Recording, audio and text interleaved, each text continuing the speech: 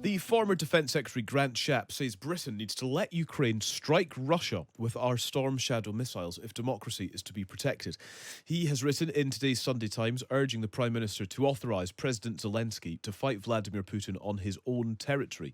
Ukraine's advance into the Kursk region is continuing, but the Ukrainian president has accused Britain of slowing down deliveries of long-range missiles during weapons talks with NATO allies. Let's speak to former NATO Deputy Assistant Secretary General Jamie Shea.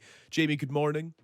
Good morning, Callum. Could Britain legitimately authorise the use of Storm Shadow missiles against Russia in Russian territory without the support of key allies?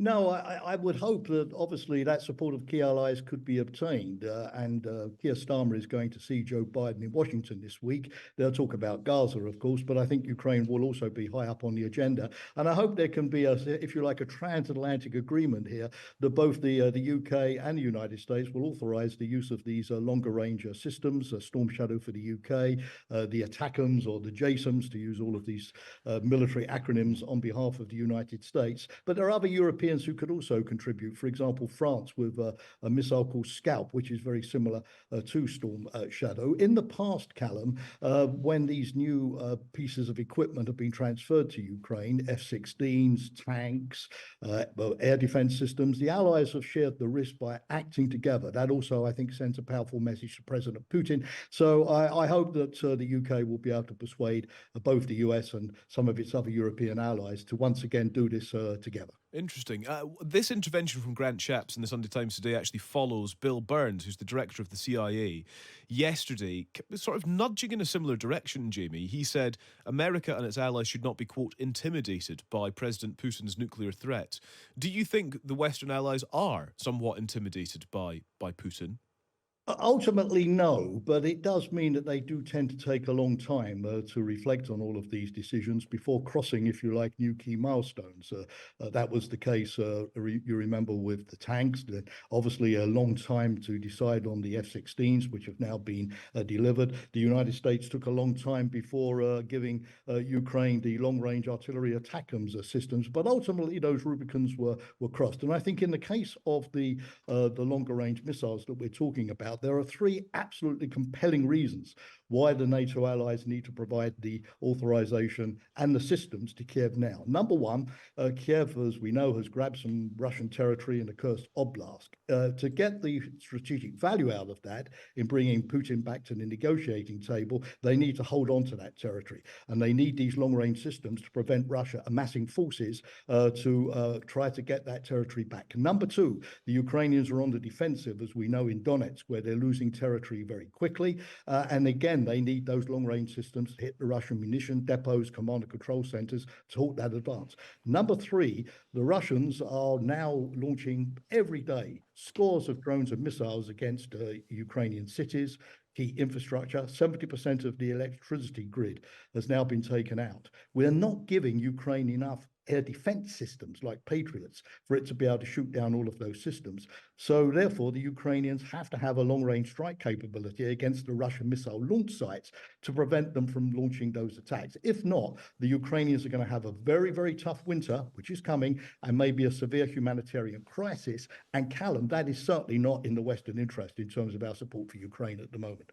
Jamie, thank you very much. Thanks for joining us this morning. Jamie Shea there is a former NATO Deputy Assistant Secretary General. Grant Shapps, writing in the Sunday Times today, says it is no longer credible for us to cheer on Ukraine, invite the President to number 10, and yet fail to allow our defensive weapons to be used where they would be most effective. So he encourages the UK to take the lead to get France and the Americans and also Germany on board to follow suit with the use of Storm Shadows. He says, with a simple ultimatum to Putin, stop your inbound attacks on Ukraine or we will support Ukraine's response.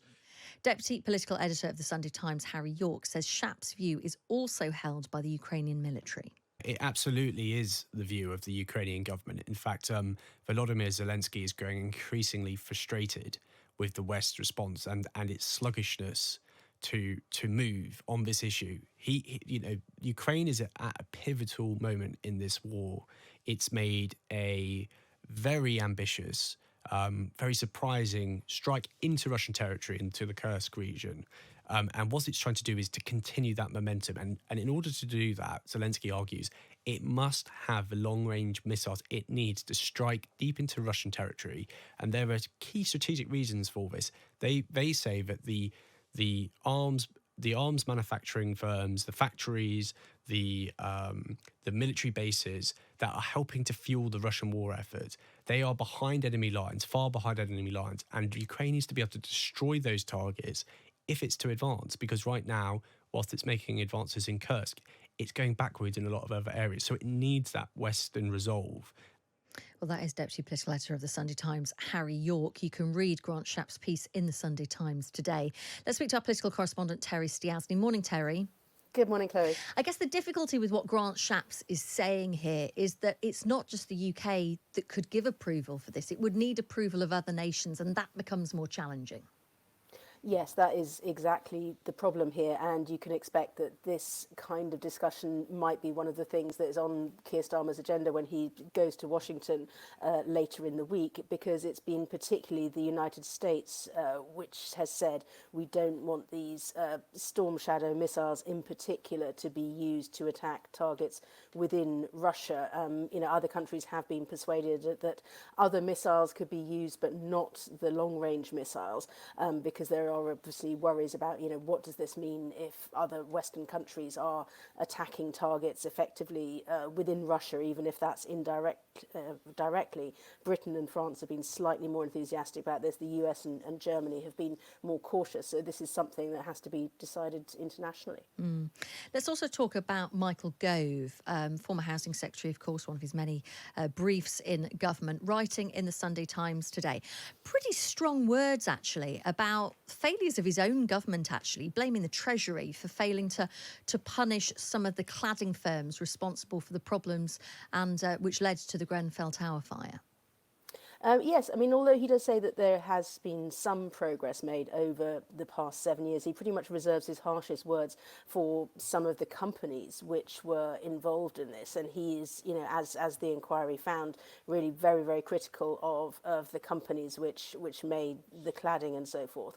But he said one of the problems here was really that the UK had, again, limited jurisdiction, because some of those companies were based in other countries, in Ireland or in France, for instance. And he also saying that he found it difficult to get the Treasury to act, particularly when it was to do with doing something like saying that we should restrict imports of products made by those companies. So yes, he says, many people failed the victims of Grenfell, but he also believes that there was a potential to be harder on the companies involved that were dishonest, and that wasn't done enough.